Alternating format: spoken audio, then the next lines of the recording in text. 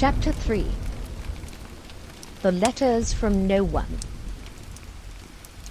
The escape of the Brazilian boa constrictor earned Harry his longest ever punishment.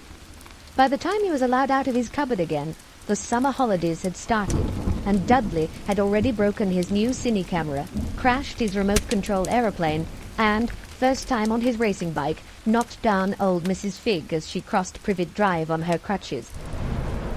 Harry was glad school was over, but there was no escaping Dudley's gang, who visited the house every single day.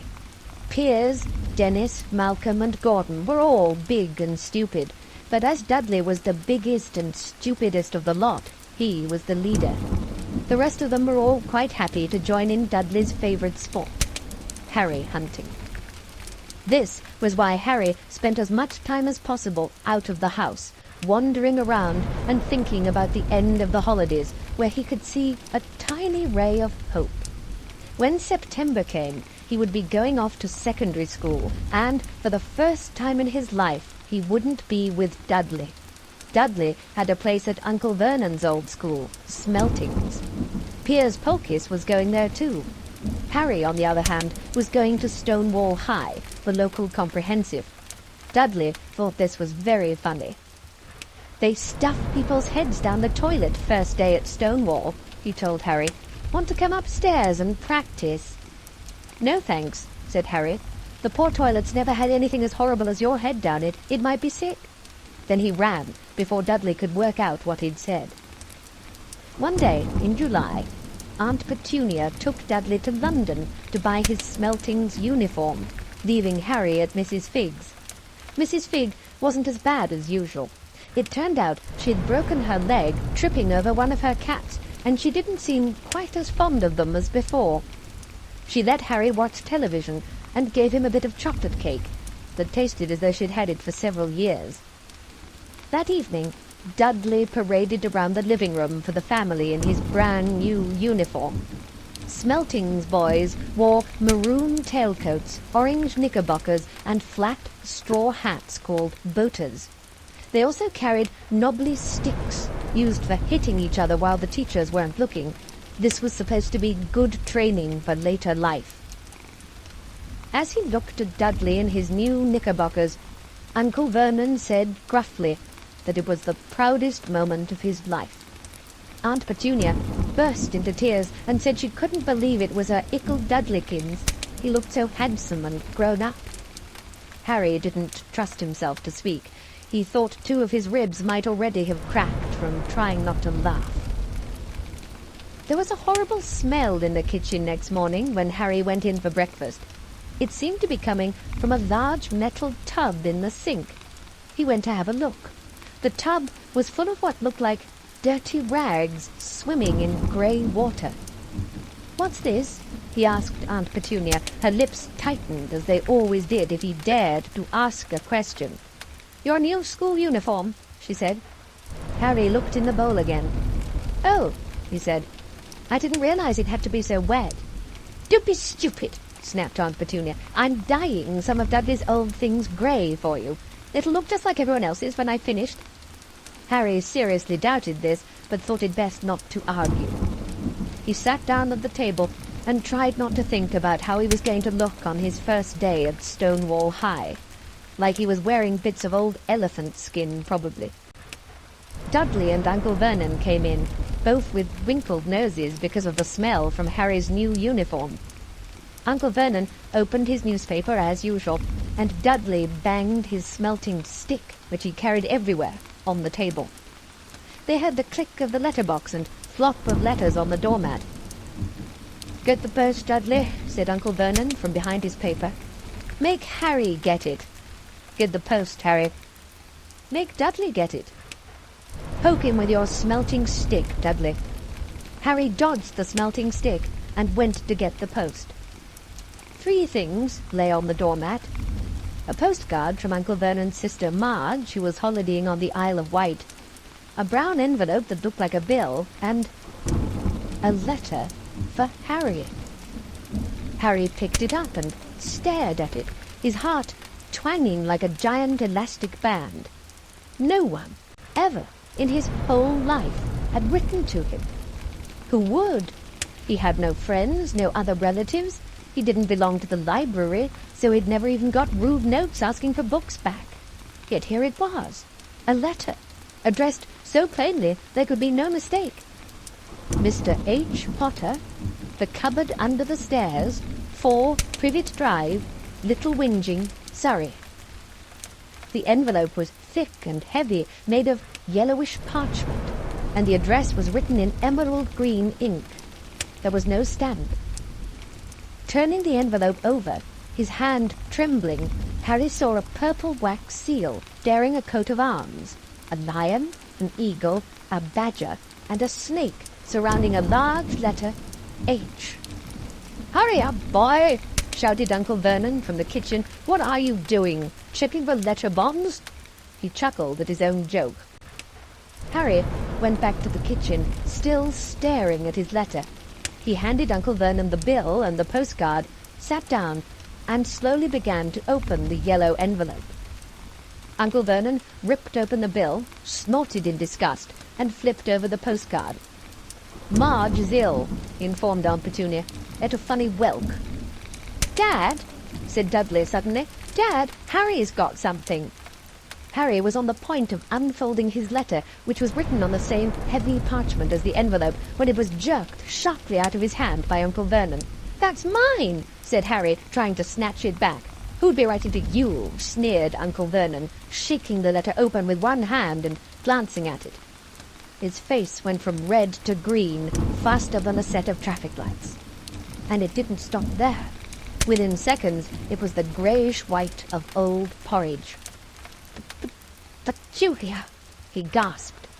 Dudley tried to grab the letter to read it, but Uncle Vernon held it high out of his reach. Aunt Petunia took it curiously and read the first line. For a moment it looked as though she might faint. She clutched her throat and made a choking noise. "Vernon! Oh, my goodness! Vernon!" They stared at each other, seeming to have forgotten that Harry and Dudley were still in the room.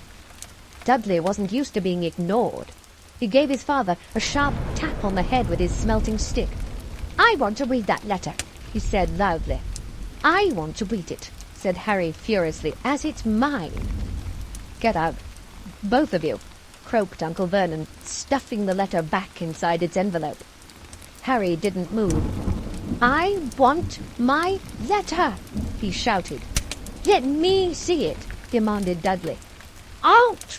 roared Uncle Vernon, and he took both Harry and Dudley by the scruffs of their necks and threw them into the hall, slamming the kitchen door behind them. Harry and Dudley promptly had a furious but silent fight over who would listen at the keyhole. Dudley won, so Harry, his glasses dangling from one ear, lay flat on his stomach to listen at the crack between door and floor. "Vernon," Aunt Petunia was saying in a quivering voice, "look at the address. How could they possibly know where he sleeps? You don't think they're watching the house?" "Watching, spying, might be following us," muttered Uncle Vernon wildly. "But what should we do, Vernon?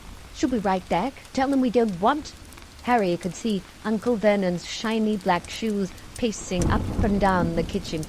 "No," he said finally. "No, we'll ignore it. If they don't get an answer, yes, that's best. We won't do anything. But I'm not having one in the house, Petunia. Didn't we swear when we took him in we'd stamp out that dangerous nonsense?" That evening, when he got back from work, Uncle Vernon did something he had never done before. He visited Harry in his cupboard. "Where's my letter?" said Harry, the moment Uncle Vernon had squeezed through the door. "Who's writing to me?" "No one. It was addressed to you by mistake," said Uncle Vernon shortly. "I have burned it." "It was not a mistake," said Harry angrily. "It had my cupboard on it." "Silence!" yelled Uncle Vernon, and a couple of spiders fell from the ceiling.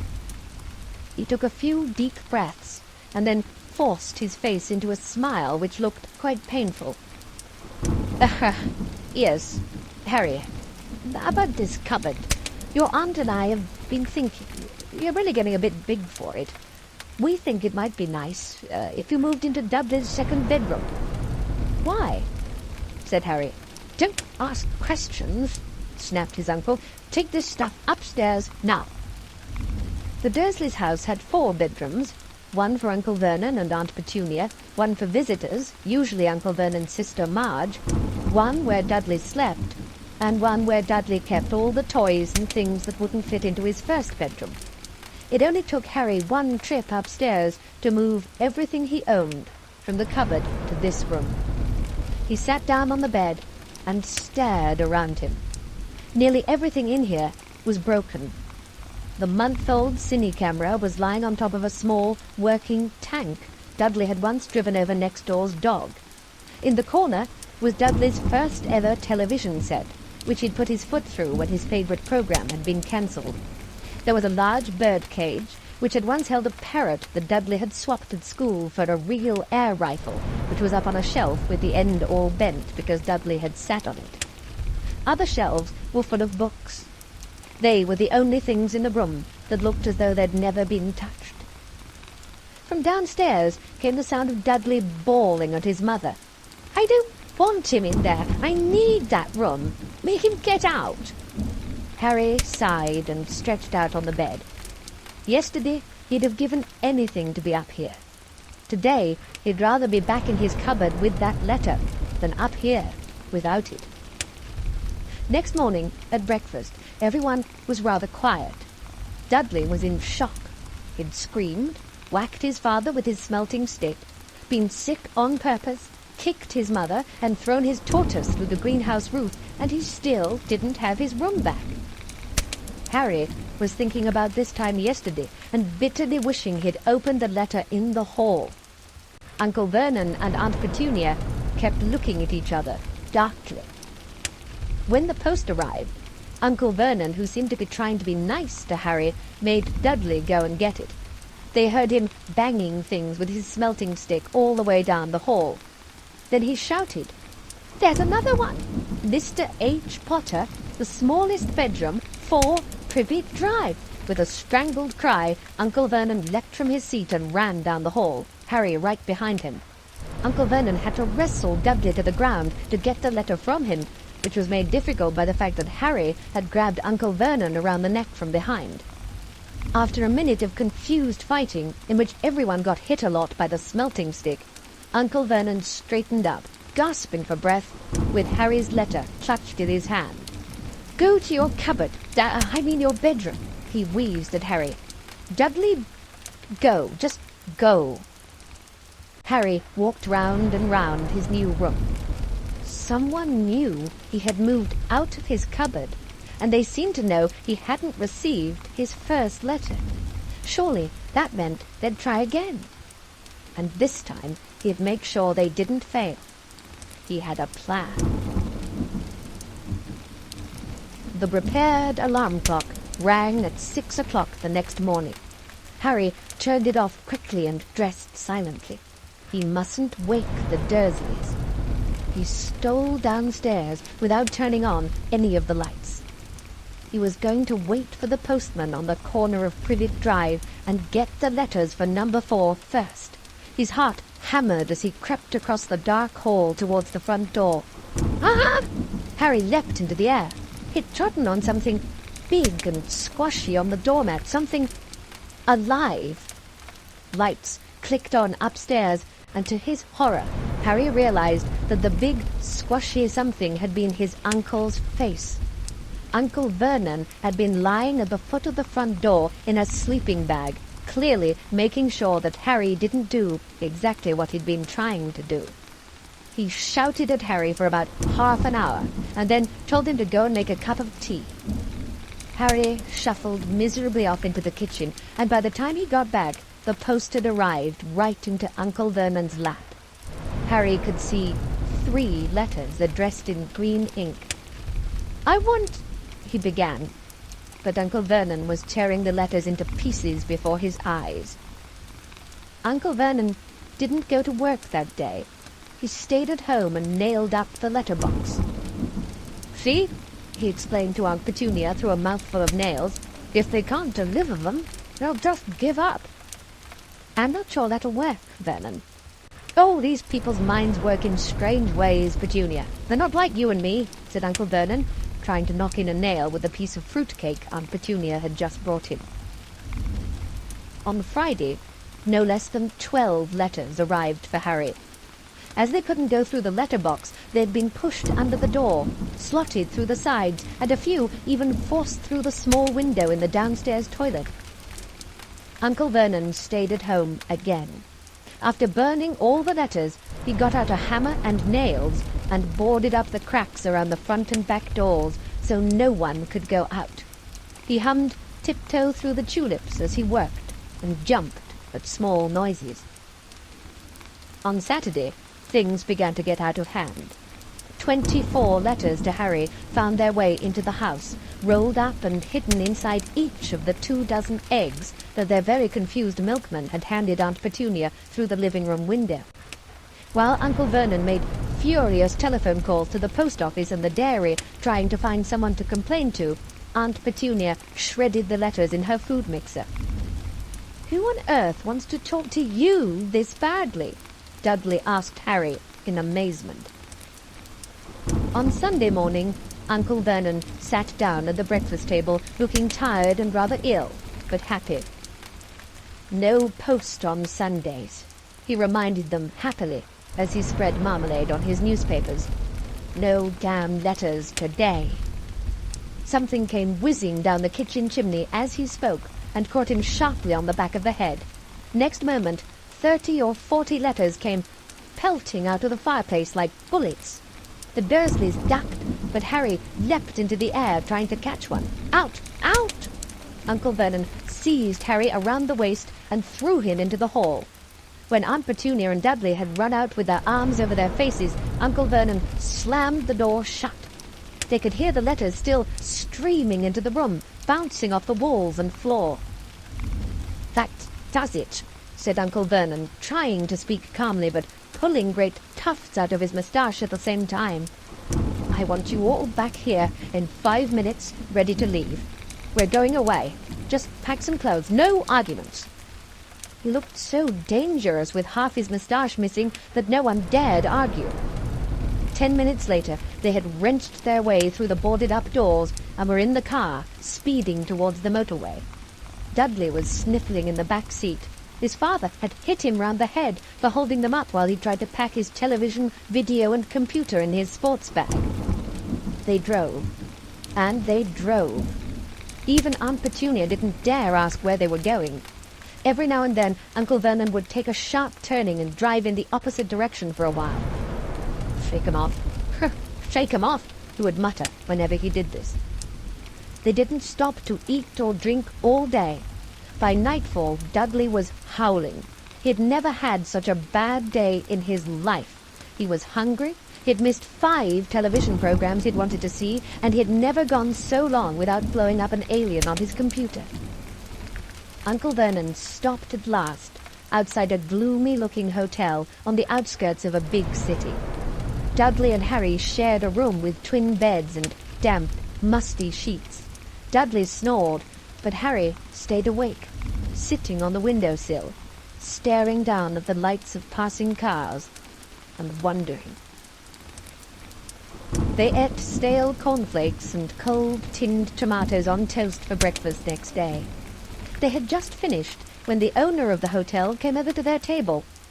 "Excuse me, but it's one of you, Mr. H. Potter. Only I've got about 100 of these at the front desk." She held up a letter so they could read the green ink address. Mr. H. Potter, Room 17, Railview Hotel, Cokeworth. Harry made a grab for the letter, but Uncle Vernon knocked his hand out of the way. The woman stared. "I'll take them," said Uncle Vernon, standing up quickly and following her from the dining room. "Wouldn't it be better just to go home, dear?" Aunt Petunia suggested timidly, hours later. But Uncle Vernon didn't seem to hear her. Exactly what he was looking for, none of them knew. He drove them into the middle of a forest, got out, looked around, shook his head, got back into the car, and off they went again. The same thing happened in the middle of a ploughed field, halfway across the suspension bridge, and at the top of a multi-story car park. Chapter 3. Continued. "Daddy's gone mad, hasn't he?" Dudley asked Aunt Petunia dully late that afternoon. Uncle Vernon had parked at the coast, locked them all inside the car, and disappeared. It started to rain. Great drops beat on the roof of the car. Dudley snivelled. "It's Monday," he told his mother. "The great Umberto's on tonight. I want to stay somewhere with a television." Monday. This reminded Harry of something. If it was Monday, and you could usually count on Dudley to know the days of the week because of television, then tomorrow, Tuesday, was Harry's 11th birthday. Of course, his birthdays were never exactly fun. Last year, the Dursleys had given him a coat hanger and a pair of Uncle Vernon's old socks. Still, you weren't 11 every day. Uncle Vernon was back, and he was smiling. He was also carrying a long, thin package, and didn't answer Aunt Petunia when she asked what he'd bought. "Found the perfect place," he said. "Come on, everyone out." It was very cold outside the car. Uncle Vernon was pointing at what looked like a large rock way out to sea. Perched on top of the rock was the most miserable little shack you could imagine. One thing was certain. There was no television in there. "Storm forecast for tonight," said Uncle Vernon gleefully, clapping his hands together. "And this gentleman's kindly agreed to lend us his boat." A toothless old man came ambling up to them, pointing with a rather wicked grin at an old rowing boat bobbing in the iron-grey water below them. "I've already got us some rations," said Uncle Vernon, "so all aboard." It was freezing in the boat. Icy sea spray and rain crept down their necks, and a chilly wind whipped their faces. After what seemed like hours, they reached the rock, where Uncle Vernon, slipping and sliding, led the way to the broken-down house. The inside was horrible. It smelled strongly of seaweed. The wind whistled through the gaps in the wooden walls, and the fireplace was damp and empty. There were only 2 rooms. Uncle Vernon's rations turned out to be a packet of crisps each and 4 bananas. He tried to start a fire, but the empty crisp packets just smoked and shriveled up. "Could do with some of those letters now, eh?" he said cheerfully. He was in a very good mood. Obviously, he thought nobody stood a chance of reaching them here in a storm to deliver post. Harry privately agreed, though the thought didn't cheer him up at all. As night fell, the promised storm blew up around them.